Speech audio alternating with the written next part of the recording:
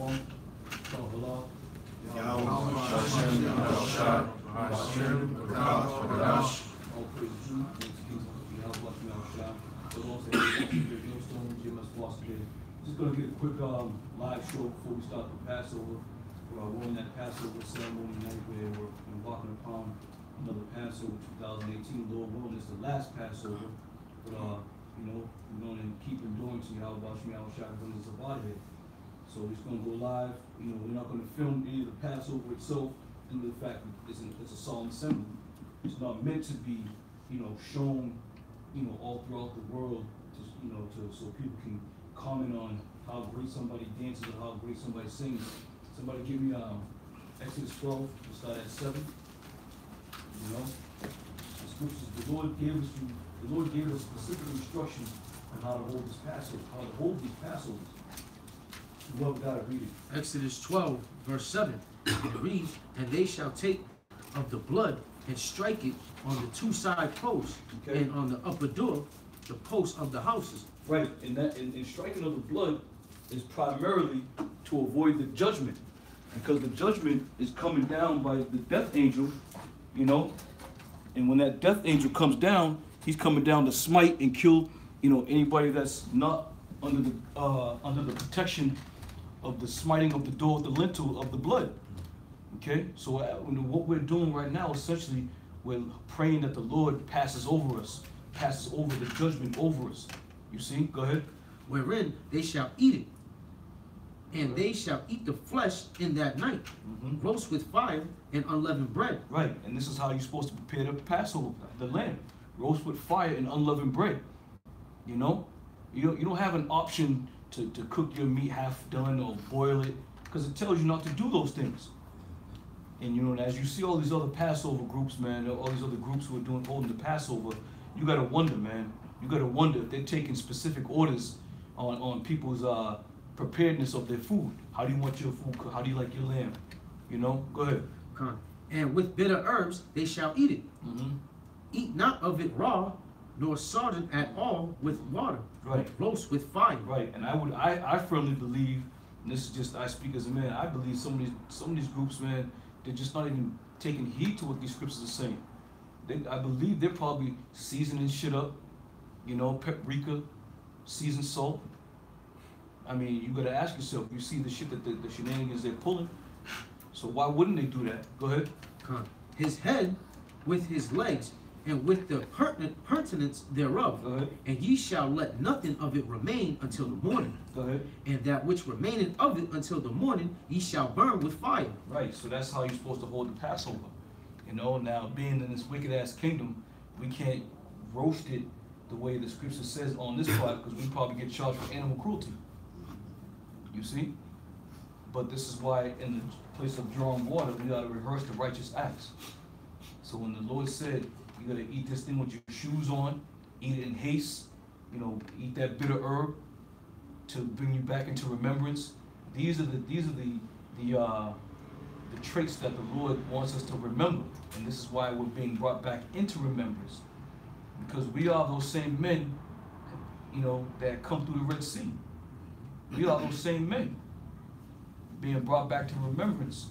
And all you guys out there who are fooling around with the Lord's Passover, dancing and shaking and baking, all that shit you doing in there, the Lord's going to judge you for that, man. He's going to seriously judge you for that. Go ahead. Verse 11. "And thus shall ye eat it, with your loins girded, your shoes on your feet, and your staff in your hand. Go ahead. And ye shall eat it in haste, and it's the Lord's Passover." Right, you shall eat it in haste, and it's the Lord's Passover. Once you eat that lamb, you drink that wine, that unleavened bread, that's it, man. Show's over.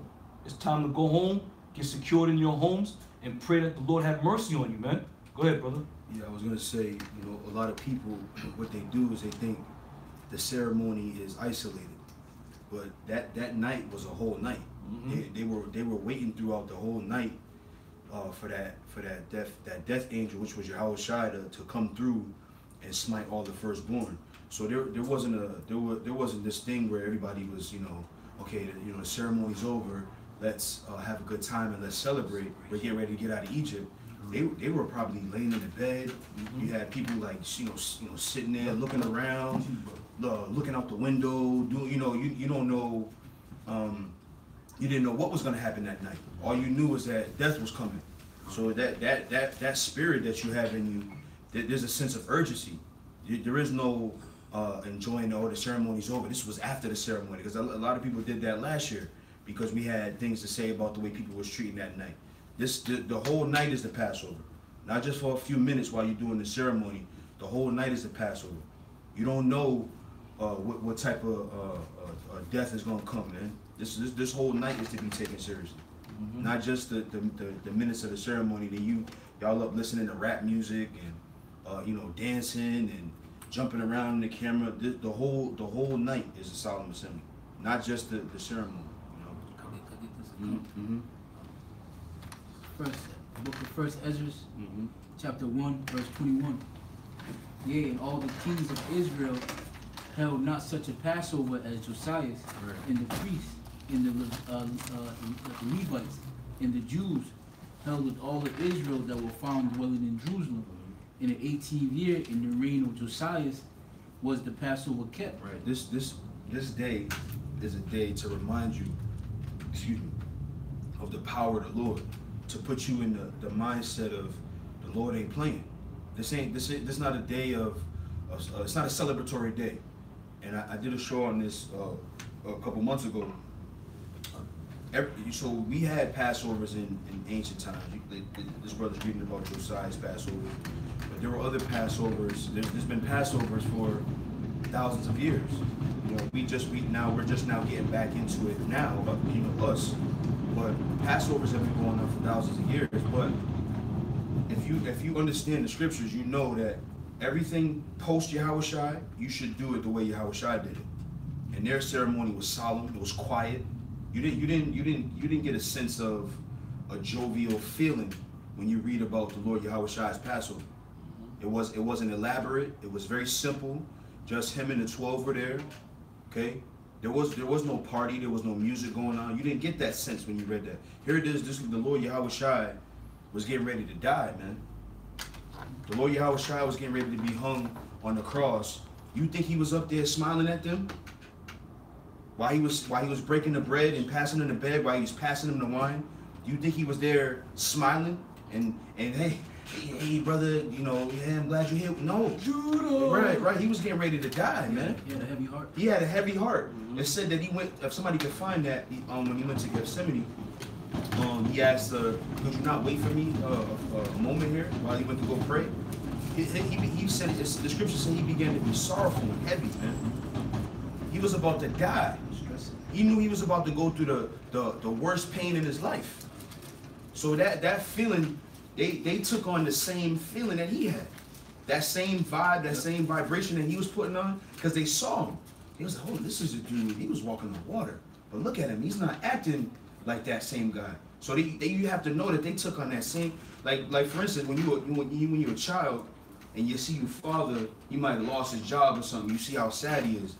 Not only him, but the wife is sad, the mother, you, the dog, the whole house is somber. And it's the same thing in the Passover, man. The Lord Yahushua died on this night, man. He died on this night. Matthew's 20. We can go back to this. I just want to hit this real quick. We can go back. Matthew's 26 and 36. Come on. Then cometh Yahushua with them unto a place called Gethsemane. Yep. And saith unto the disciples, sit ye here while I go and pray yonder. And he took with him Peter and the two sons of Zebedee, and began to be sorrowful and very heavy. He began to be sorrowful and very heavy. So he probably broke down, and they was probably looking at him like, man, this is this is the most powerful man I ever known. And he broke down, man.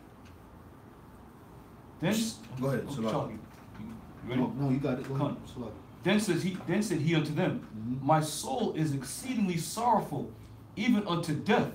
Tarry ye here and watch with me. Like we said, man, I was scared to death. He said he was sorrowful to death, man. Imagine that. And then you have people that will film themselves jumping up and down in the camera. Like this is not a fun night. This is not supposed to be a fun night. It's supposed to be a night of reflection, man. This is why we eat the bitter herbs, to remind us of this captivity we're in and the captivities before it. This is a night of reflection. This is a night to remember the power of the Heavenly Father, man. Go ahead. Come. And it says, and he went a little further and fell on his face and prayed, saying, "O my Father, if it be possible, let this cup pass from me. Nevertheless, not as I will, but as thou wilt." What was that cup? That cup was him getting ready to get on that cross and not only take on his own burdens, but the burdens of a whole entire nation. So imagine that, with every strike of the spike going in his hand, right? He felt every ounce of every man who went off in Israel, man. Imagine that, right? Every ping of the nail going through his hands, he felt, man. Go ahead. Come. And it says, and he cometh unto the disciples and findeth them asleep, and saith unto Peter, "What, could ye not watch with me 1 hour?" Right, you couldn't watch me for a little bit. This was a dude that was on edge, man. He was on edge. He wasn't feeling good. So you should take that into consideration when you observe the Passover, man. You should take that into consideration, that not only was the original Passover a scary night, where the kids probably was crying. You know how kids, they get to whimpering. Then you had the wife, she don't know what to do to comfort the kids. Moses done told them that all this death is coming, so they don't know how to feel. You think they was happy? Yeah, we getting ready to get out of this captivity, but we might get caught up in this death that's coming here. They were in the room. You had imagine the people that live by themselves on that night. In the apartment, every little sound. You ever be by yourself in the house, and you get that heavy spirit on you. Every little sound, you like, what was that? Yeah. Everything scares you in that kind of environment. Being in that frame of mind, you sitting there wondering, damn, did I put enough blood on the post? Is the Lord gonna see this? Right. So you probably have brothers going back out, wiping the post down, and the door jams down, because it was a fearful thing. It's a fearful thing to know that the Lord said he was going to kill everything, man and beast of the firstborn, man. To have, go ahead. This brother, guys, go ahead. Okay, yeah, we can get that. Go ahead, bro.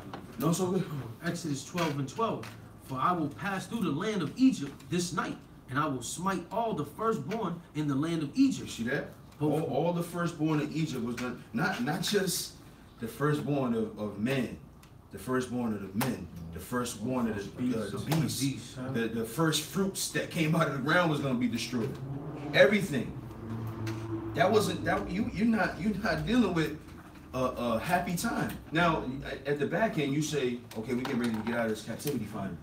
But you don't know what that entails. You don't know what you got to go through, because then even after that, they had to walk through the wilderness. Right. If I may, yeah, go ahead, bro. And that's why the older generation had to die, because they were so frightful. They didn't know what to do. They want to return back to Egypt. Right. They were stuck in that old mentality. Right. Because of uncertainty. You see. So this night should be taken seriously, man. And like the brother started off by saying, hopefully, this is the last one, man. We you got Jake, our people. We're a lively people, right? So we like to have fun. We like to laugh with each other. We like to get dressed and go out so people can see your nice threads. We like those kinds of things, right? But those celebratory things will come after. Those celebratory things will come when we're resting in the kingdom of heaven, man. But right now it's time for us to be serious, especially this has been dubbed by the elder apostle Tahar the year of prophecy, right? Not just the year to speak the prophecy, but the year that prophecy may come to pass, man. All these things that we've been sitting around waiting for, this is the year for those things to come to pass. So we should be in that same mind frame that death is coming. We should be in that same mindset where you sitting in the bed and you can hear that little noise. Everything is heightened, like we talked about Sunday. all your senses should be heightened, man. You should try to be on point with everything. When you go to the bathroom, you should try to be on point. Wipe the seat off. Wash your hand. Everything. Don't leave any stone unturned, man. You know. Hey, can I make a quick Go ahead. quick point? See, a lot of the men that are followers in these camps are just mockingbirds, man. You know, because the modern day mark, you know, the scriptures say the modern mark them which sigh and cry, because that mark on the doorpost was a mark of exemption. So now in this time, the modern day mark is the knowledge, wisdom, and understanding of these words. So right, sigh and cry, put the mark on them. So it will behoove those cats, you know, to go into the scriptures and read and actually do the reading and see how the Passover is really done, man. You know. All right, come. So with that, we just want to do a quick live show before we bring this Passover in.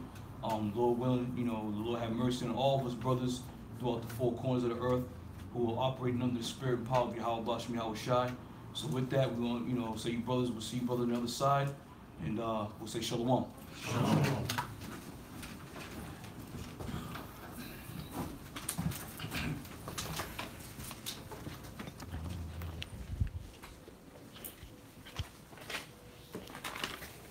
Shalom. Set the bench up in the chair so y'all brothers can see.